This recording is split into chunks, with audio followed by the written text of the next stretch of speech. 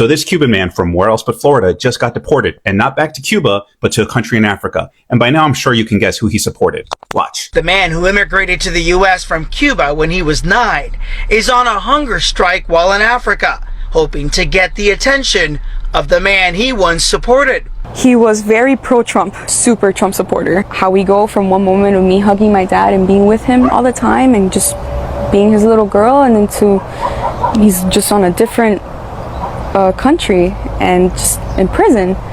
For what? If he did his time years ago, why is he in prison? The 58-year-old is one of at least 5 men sent to a maximum security prison in the Kingdom of Eswatini over the summer, a small country in Africa criticized for alleged human rights abuses. I don't even know what to say to people like him anymore, because you're a super Trump supporter who thought he was going to get a pass with this rap sheet, and now you're on a hunger strike. Hermano, he sent you to Eswatini. He does not give a shit about you. Yes, Cubans are getting deported, but they are not getting deported back to Cuba. And these are not the Cubans who have entered the United States in the last few years. These are Cubans who have been in the U.S. since the 1960s, 70s, 80s, and at one point they were even lawful permanent residents, but because of their criminal history, they lost their immigration status and were ordered deported. But because of the political situation between the United States and Cuba, they were actually never deported to Cuba. And instead, they were placed on what's called order of supervision, where they typically go once a year for a quote-unquote check-in, and they meet with an ICE officer, and the ICE officer makes sure that they don't have any other crimes going on, and they're abiding by the terms of their check-in, and they're able to apply for a work authorization. Since Cubans were not accepted by Cuba to be deported, they have remained in the United States for decades under the order of supervision. But now, since the Trump administration is pushing hard this third country removals, Cubans are now being deported to various locations, including Mexico. You're seeing Cubans go to their ICE OSUP check-in appointment and be detained, and they're spending a few weeks in Chrome and then being transferred over to Texas, and then from Texas they're being placed on a bus and then deported to the southern part of Mexico. Shame, because I think if ICE had told them what the plan was, these people could at least prepare for it, but sadly they have absolutely no idea that this is even coming to them, and now they've been in the U.S. for 50, 60 years with relatives and businesses and families and ties to the U.S., and just being dropped off in another country with no ID, no money, and no resources. I didn't think they was going to go after Cubans. We are not the bad people. I vote Trump because he wants to help the people, but this is not right.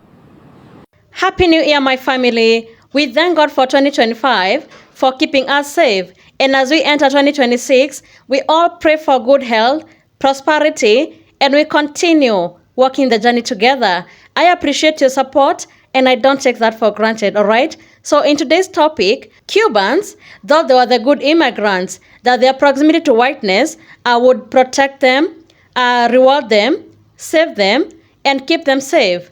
But today, many are waking up to a harsh reality. They are now realizing that the system does not see them as one of us. And as deportations to Cuba rise and a travel ban hit their homeland, many are now questioning their choices and wondering why they didn't listen to Black warnings and other communities who sounded the alarms. So let's get to see more reactions, then I'll come back with more commentary, all right?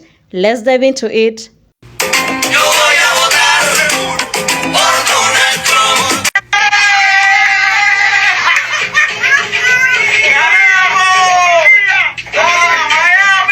Trump administration says that as soon as next month, they're going to be ending the legal status of more than 500,000 migrants from Cuba, Haiti, Nicaragua, and Venezuela. If they don't leave before losing that status, they could be targets for deportation. So these migrants were allowed into this country legally under a program from the Biden administration. If there ever was a definition of fuck around and find out, we have just found it. Where are my Miami Cubans at, huh? Where are you guys at? Because you guys were loud and proud back then. Where are you at now? He had you all fooled, saying that the deportations were only for the bad people, the unalivers, the grapists, the ones bringing drogas into the country, right? He had you guys so fucking fooled. It was only the bad people. And now you guys fucked around and found out because you voted him in, and now look it. Y'all thought because your skin was light enough that you were going to get away with the deportations. But now that it's affecting you all, you're all on the internet boo-hooing and crying. Why are we going back to this country? Why are you sending me back? I did this the right way. He doesn't give a shit. When are you going to learn? If you're brown, if you speak Spanish, he wants you fucking gone. Gone. And now you fuck around and you found out. Oh my God, I will vote. I will vote for Donald Trump. That's what y'all did. Those people didn't even get paid to do that. That's crazy. The wordplay that the GOP specifically used in Florida, especially Miami, on Venezuelans and Cubans is unreal. They told you guys that they're only going after the criminals. You guys are the criminals. When you come to this country illegally, that's the crime. But what you do is you seek asylum because you're saying you're running away from a very bad government. But you still have to get here to seek asylum. And when you seek asylum, you give your name, where you're living, where you're working. That's how this works. So that's what they did. They didn't go around trying to find a bunch of illegal immigrants everywhere because that's difficult to do. Apart from the farms and the construction sites, it's hard to find illegal immigrants in the country. They don't leave a paper trail. But people that seek asylum do. And that's why they went to y'all houses in Miami and picked y'all up because they knew where you were at. Your paperwork wasn't completed. But hey, I will vote for Donald Trump. You voted for your people to get deported because he don't give a shit what you look like. Y'all could look white, you can have the proximity to whiteness, but you are from Cuba and he don't give a shit. So thoughts and deportations. Oh my God, I will vote. I will vote for Donald Trump. Y'all stand 10 toes down in your vote. Don't start bitching now. Our policy will seek a much better deal for the Cuban people and for the United States of America. To my Cuban Americans who really did y'all a big one for Donald, how y'all feel? Because y'all whole country is now on the travel ban list. Y'all was out there bigly for Donald. I will vote for Donald Trump. And the whole country is on the travel ban list. How that work? Break that down for me. I want to say y'all voted for Donald Trump by 57%. How y'all feel? And somebody on here was saying, where are all the black artists who came out to advocate for the Black Lives Matter movement? They saving their voice. Go call Jenny on the block. Go call J-Lo talking about I get sandwiches from the bodega. Go call her. Because black artists ain't got time for this. When y'all completely rejected a black woman to their face. And so now you think we supposed to come out hooting and hollering like some monkeys in a zoo? That's not how this works. Go call Shakira. Go call them. You want somebody to advocate? Go call them. Maybe y'all can find Jenny on the block at the bodega. They really thought they were different. They really thought they were better than all the rest. And they really thought they had the golden ticket. The Cuban community responds with outrage after mother is deported, leaving her nursing baby behind. The deportation of Haiti Sanchez, a breastfeeding Cuban mother, has sparked outrage within the Cuban community in the U.S. Cuban American woman from Miami here. Actually, I'm from Hialeah. That's real deep. If you know, you know. I'm from Hialeah. I'm originally a Hialeah girl. I am from South Florida. I grew up in a Cuban community. My mom's Cuban. I'm ashamed. And I just want to tell the world I'm sorry. Not all of us Cubans are like that. Some of us do have empathy. Some of us do feel solidarity with the rest of the Latino community that's going through it. Some of us knew this was going to happen and tried to warn our friends and family. I have to explain to you why it's so different in South Florida.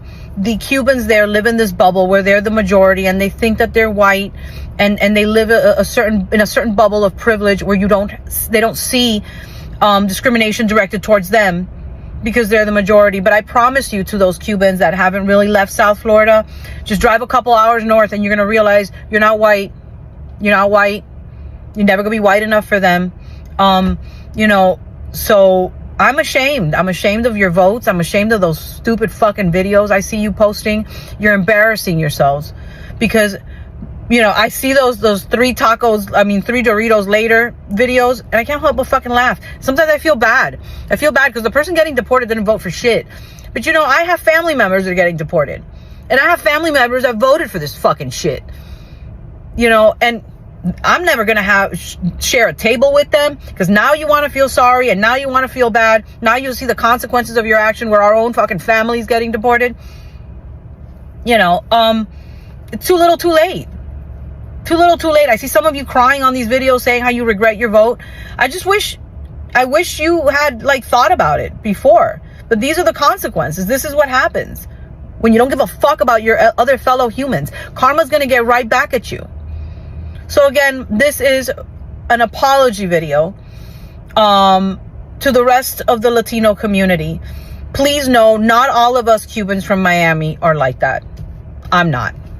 Thanks, and I hope you all have as good a weekend. I mean, as good a week as you can have. Weekend. I wish it was the weekend in the beginning of the week. But anyway, I wish you all a good week.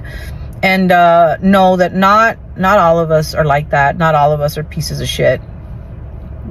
Thanks. Did you know that Cuban deportees, especially the ones that are political dissidents and the ones seeking asylum in the U.S., face a significant risk of torture when they come back to Cuba? So when we ask ourselves, when will Latinos for Trump open their eyes, specifically the Cuban ones? The answer is they never will. And there's no better example than a Cuban for Trump than El Funky. He's a Cuban rapper that's currently facing deportation and possible imprisonment in Cuba since his music helped fuel anti-government protests in Cuba. Someone that's been really silent about this case is self-hating Marco Rubio, a Cuban himself. It's a perfect illustration of how much Marco Rubio has changed up during the Trump presidency. Even just a year ago, I'm sure Marco Rubio would have been the loudest person about this case. It's also a crazy example of how much Trump has changed up about Cuban immigration policies. For decades, the U.S. has rolled out the red carpet for Cubans, despite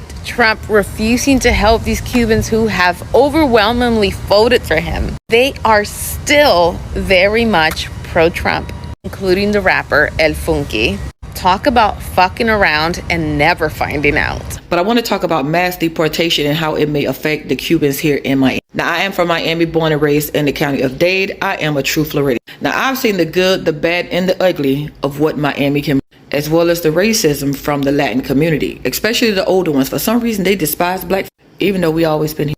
But I digress. Now, word on the curb is 50,000 Cubans from Miami may be deported back to Cuba. Now, the reason they're looking at deporting them back is because they say they lied on their paperwork when they sought asylum to remain in the country. Now, I'm not sure how it worked, but what it's saying is when they seek the asylum, they literally had to fill out in detail in the paperwork in order to receive it that their country was a dangerous country. They couldn't go back and they needed to stay here because this allegedly is a safe space. In doing so, they declared their lives was in danger because of their home country. And this is why they can't go back. But what had happened was, and I feel like the state and the country and everybody have been tracking this because they had to. They're saying that 50,000 of them who seek the asylum actually revisited their country. And what they're saying is, if your country was so dangerous, why did you go back as a visitor? And this is why they're looking to revoke 50,000 people asylum, because they're saying that now they lied on the documentation in order to stay in the country.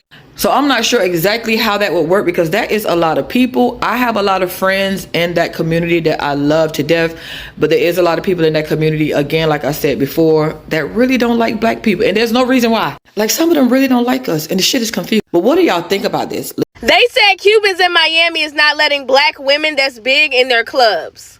They're not letting them in. They're refusing them service. They're saying they're too big and they're too dark.